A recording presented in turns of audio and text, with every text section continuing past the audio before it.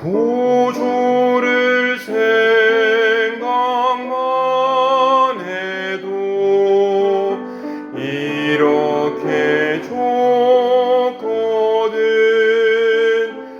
졸굴 배울 때야 얼마나 좋으랴. 만민의 구주 예수의 귀하신 이름은 천지에 있는 이름 중 비할 데 없도다. 참 회개하는 자에게 소망이 되시고 구하고 찾는 자에게 기쁨이 되신다. 예수의 넓은 사랑을 어찌다 말하랴. 주 사랑받은 사람만 그 사랑 알도다. 사랑의 구주 예수여 내 기쁨 되시고 이제로부터 영원히 영광이 되소서. 아멘. 366장을 한 장 더 찬송합니다. 통일 찬송가로는 485장입니다.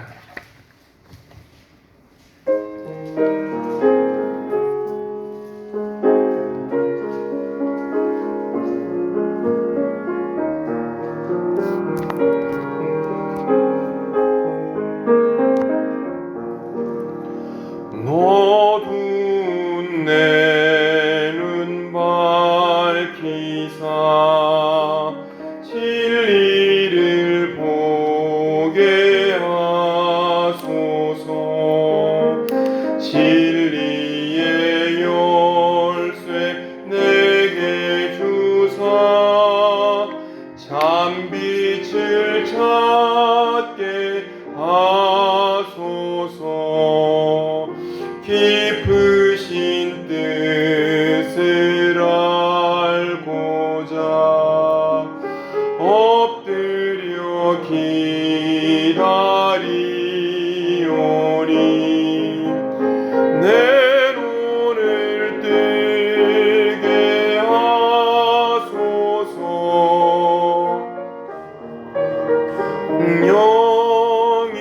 영이여 막혀진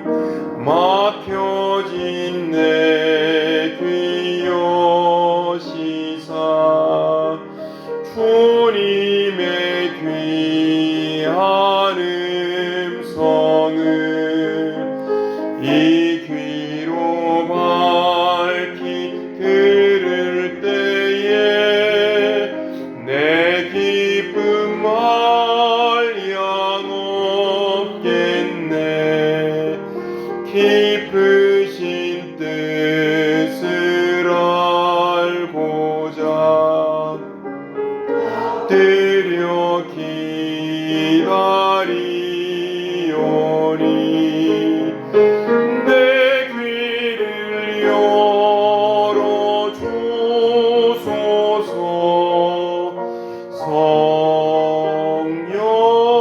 성령이여 봉해진 366장입니다.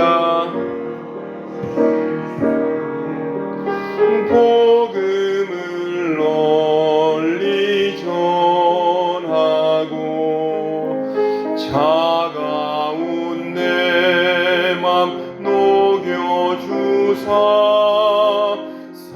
사랑을 하게 하소서. 깊으신 뜻을 알고자 엎드려 기다리오니 내 입을 열어주소서. 성령이여.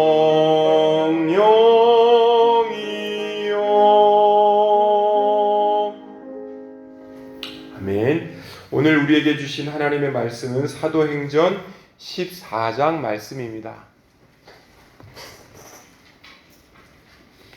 사도행전 14장 말씀, 제가 가진 성경으로는 신약 성경 212페이지입니다.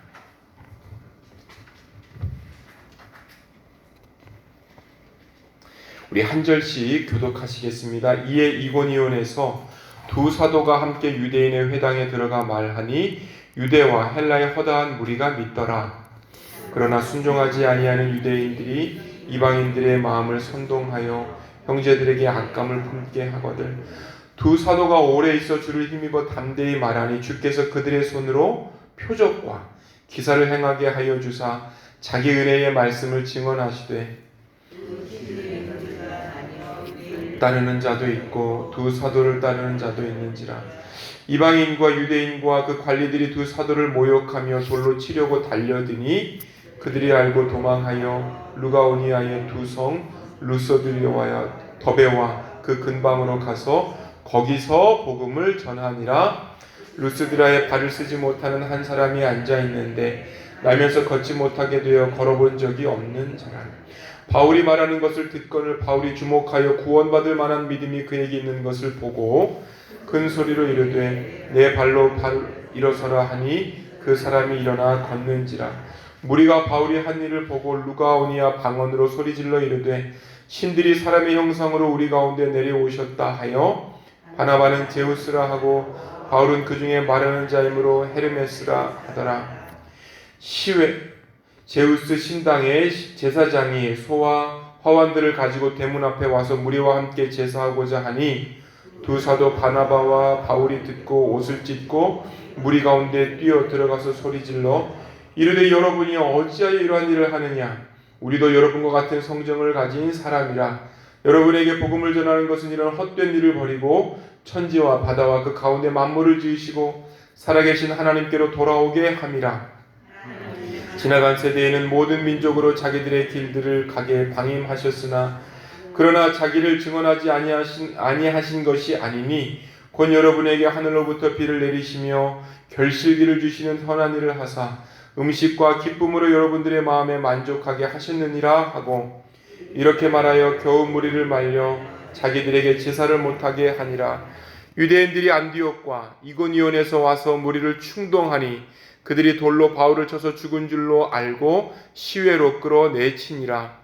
제자들이 둘러섰을 때에 바울이 일어나 그 성에 들어갔다가 이튿날 바나바와 함께 더베로 가서 복음을 그 성에서 전하여 많은 사람을 제자로 삼고 루스드라와 이고니온과 안디옥으로 돌아가서 제자들의 마음을 굳게 하여 이 믿음에 머물러 있으라 권하고 또 우리가 하나님의 나라에 들어가려면 많은 환난을 겪어야 할 것이라 하고 각 교회에서 장로들을 택하여 금식기도하며 그들이 믿는 주께 그들을 위탁하고 비시디아 가운데로 지나서 밤빌리아에 이르러 말씀을 버가에서 전하고 아달리아로 내려가서 거기서 배 타고 안디옥에 이르니 이곳은 두 사도가 이룬 그 일을 위하여 전에 하나님의 은혜에 부탁하던 곳이라.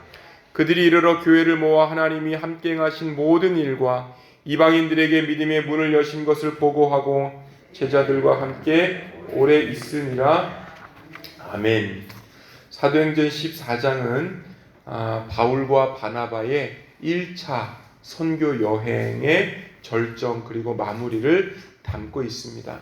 그 바울의 선교 여행이 최소 3차, 어떤 학자들은 4차까지 잡기도 합니다. 오늘 1차가 마친 거죠. 14장은 여전히 사도행전의 전체 주제인 복음이 예루살렘에서 시작해서 온 세계로 흘러가는 그 과정 속에 있음도 우리가 볼 수 있습니다. 그 복음 선교의 역동성, 어떤 긴장들이 있는 것을 우리가 여전히 볼 수 있죠. 복음이 유대인을 넘어서 예루살렘을 넘어서 이고니온, 루스드라, 더베에서 진행되고 있다는 점들, 어떤 뜻일까요? 이방인들에게도 복음이 들어가고 있구나. 그만큼 여러분 다양한 지역에서 복음이 여러 상황들을 만나고 있다는 점이에요. 다양한 지역에서 복음이 여러 상황들을 만나고 있다. 여러분 어제의 말씀처럼 어떤 일들이 일어나죠? 무엇을 선택해야 되겠구나. 결정을 해야 되겠구나. 선교사 바울 혼자서 무엇을 매듭짓고 선교사 베드로께서 혼자서 이렇게 해야 된다라고 하는 어떠한 결정을 할 수 있는 것이 아니라 이것을 다시 예루살렘 교회에 와서 이런 일들이 있었다. 우리 이거 어떻게 하면 좋겠느냐. 이러한 일들이 보이고 있는 거예요. 여러분 그 전교회에서 어디 교회를 많이 갔었냐면 미얀마를 참 많이 갔었습니다. 미얀마가 그 국교가 어떻게 될까요? 그냥 맞춰보시죠. 미얀마의 국교 불교란 말이에요. 불교. 소승불교입니다. 소승불교. 그러니까 우리나라는 대승불교라 그러죠. 그러니까 대승불교의 특징은 그 부처께서 하나님과 같은 사람이, 하나님과 같은 분인 거예요. 그러니까 소승불교는 내가 깨달아가지고 그 부처가 되는 것을 훨씬 더 강조하는 게 소승불교입니다. 한 4차례 이렇게 갔었는데 선교사님들이 공통적으로 느끼시는 문제점이 하나가 뭐냐면 그렇게 전도를 해가지고 기독교인을 만들어 놨는데 죽으면 나는 뭘로 태어날까? 거기서 벗어나지 못하는 거예요. 죽으면 내가 뭘로 태어나냐? 여러분 기독교가 들어갔는데 여전히 그 땅에서 자고 나란 사람들은 이 문제를 극복을 못하는 거예요. 선교사들이 모여서 이거 어떻게 할 거냐? 혼자 결정할 수 있는 문제예요? 그렇지 않습니다. 다 같이 모여서 회의하고 어떻게 이 사람들을 제대로 개종시킬 수 있을까? 제대로 인도시킬 수 있을까? 이런 회의들을 계속 하는 거예요. 여러분 중동 지역, 이슬람 지역에서는 한 가족 중에서 누군가가 믿으면 심지어는 명예살인도 가능하다고 여겨지는 것이 이런 이슬람 국가란 말이에요. 그 복음을 들어도 믿고는 싶은데 죽을까봐 믿지를 못해요. 그래서 겉으로는 이슬람, 알라를 믿는다고 하고 이제 이렇게 집에서 숨어서 예배를 또 드리고 이런 사람들을 개종이 덜 됐다고 지옥 간다고 이야기할 수 있을까? 아직도 끝나지 않은 논쟁이 이런 논쟁인 거예요. 겉으로는 이슬람인 척하는데 보기에는 이슬람인데 기독교를 믿는다 그러고 이런 문제들을 어떻게 할 것이냐.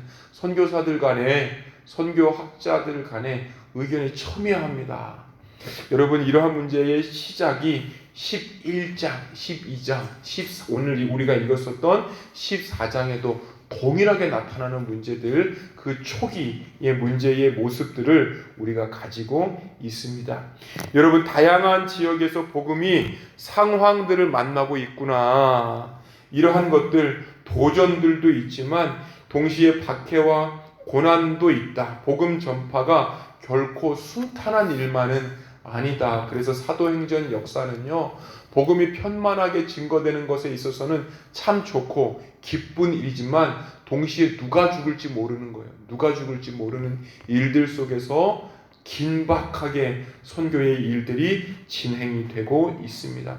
복음이 전파되고 반대와 박해가 일어나고 그럼에도 불구하고 성령의 능력으로 확장되는 이러한 전형적인 사례가 계속해서 반복되는 패턴들이 사도행전 말씀입니다.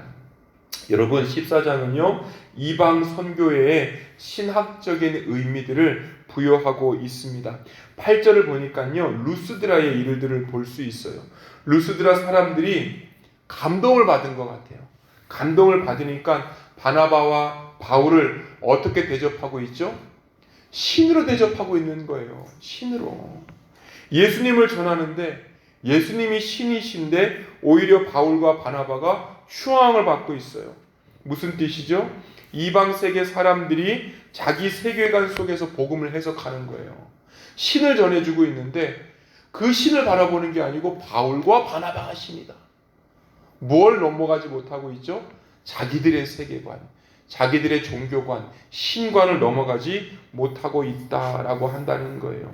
바울이 복음을 우상 숭배와 이때 철저하게 구분합니다. 너희들 뭐 하는 거야? 나는 예수가 아니다. 나는 너희들하고 똑같은 성정을 가진 사람이다 라고 한다는 거.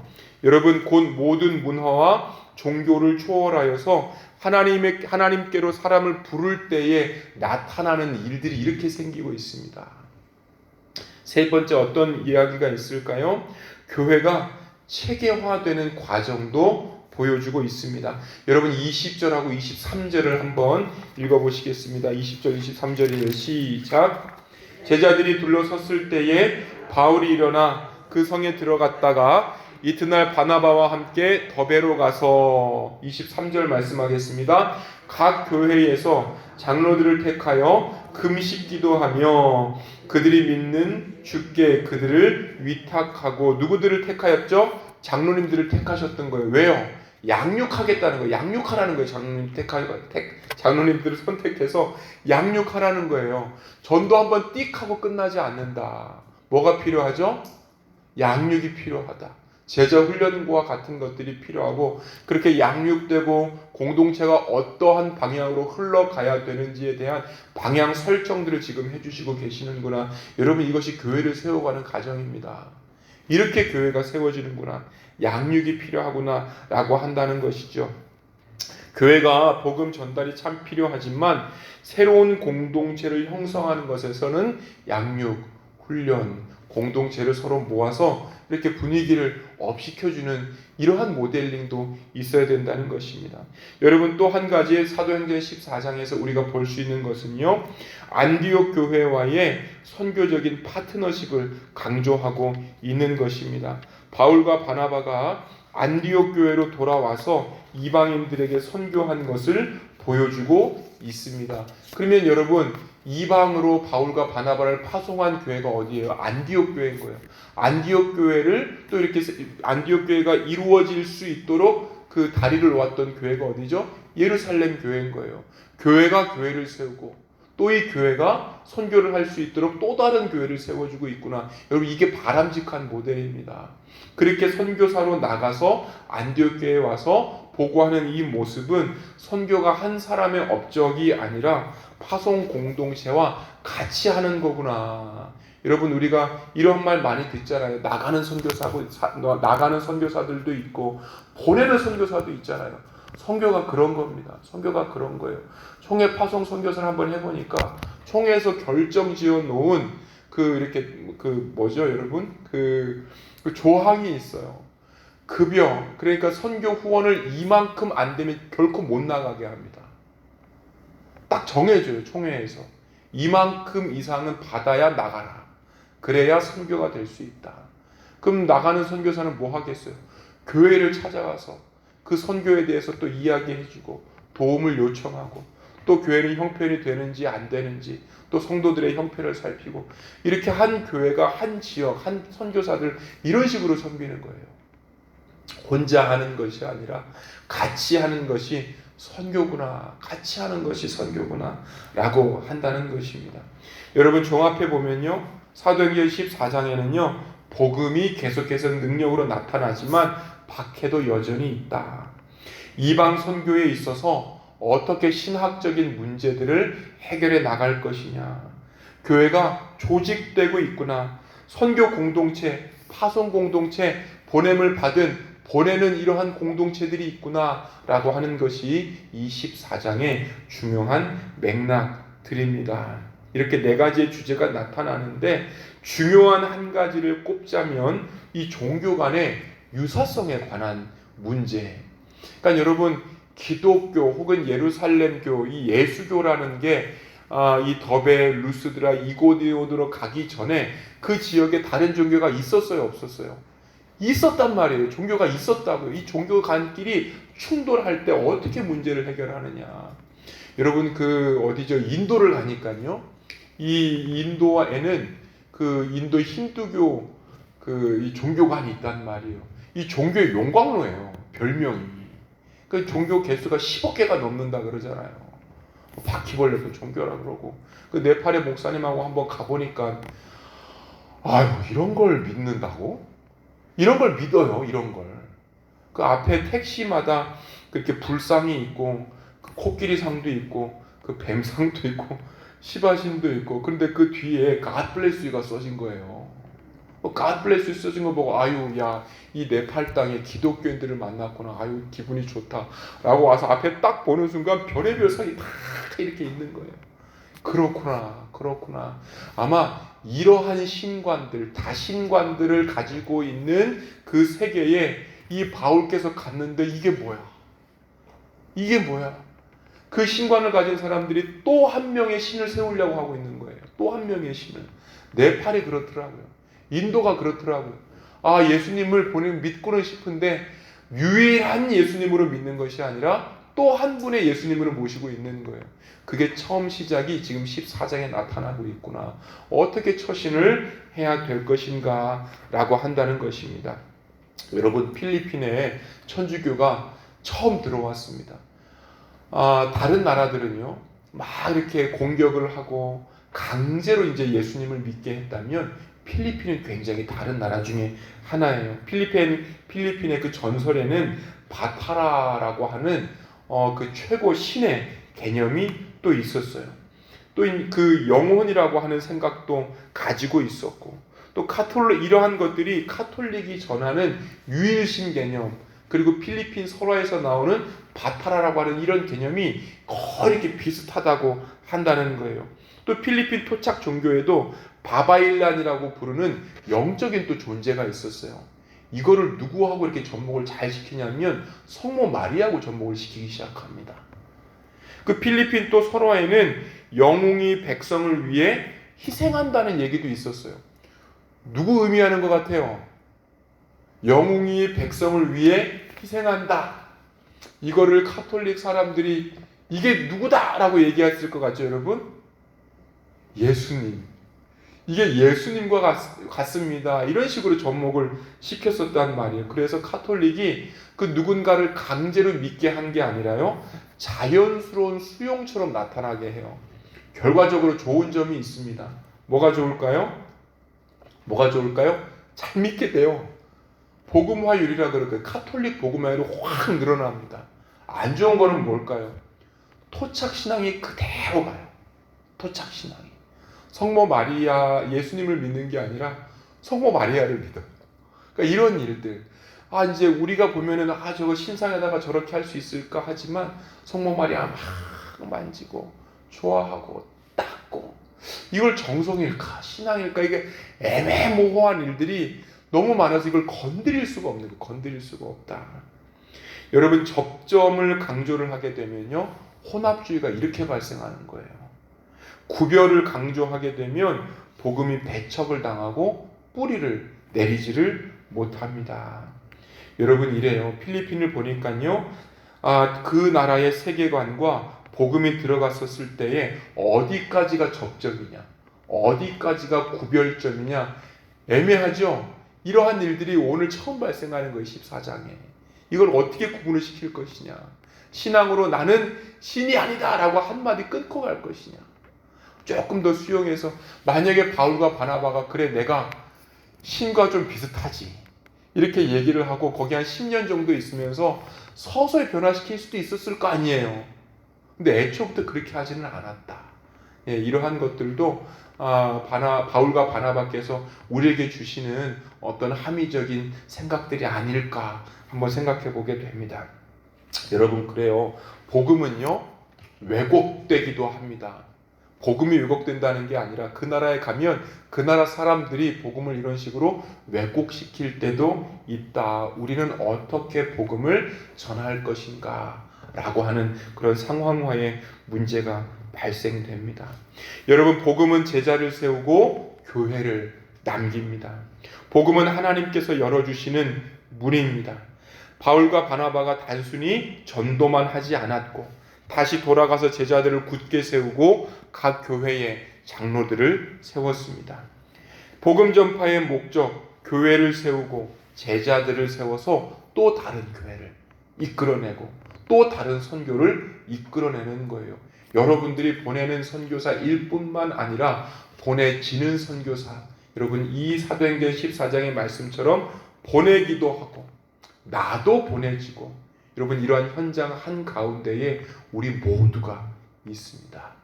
보내시고 또한 보내지는 삼덕교회의 모든 성도님들, 이 자리에 계신 모든 성도님들 되시기를 축원합니다.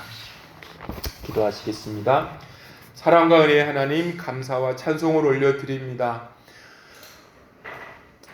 보내기도 하고 나도 보내지는 이러한 선교사의 역할들을 이 세상 땅 가운데서 잘 감당할 수 있도록 아버지 역사하여 주시옵소서. 하나님, 그렇습니다. 우리가 선교사로 살아갈 때에 만나는 여러 가지 문제들, 그럼에도 불구하고 성령의 힘을 의지하여 기쁨으로 그 역할들을 잘 감당할 수 있도록 하나님 인도하여 주옵소서. 오늘은 토요일로서 주일 예배를 놓고 위해서, 또한 담임 목사님을 놓고 위해서, 여러 교육자들을 놓고 위하여서 이 시간 기도하시겠습니다. 도우시고 역사하시는 주님의 은혜를, 주님의 은총을 아버지 찬양합니다.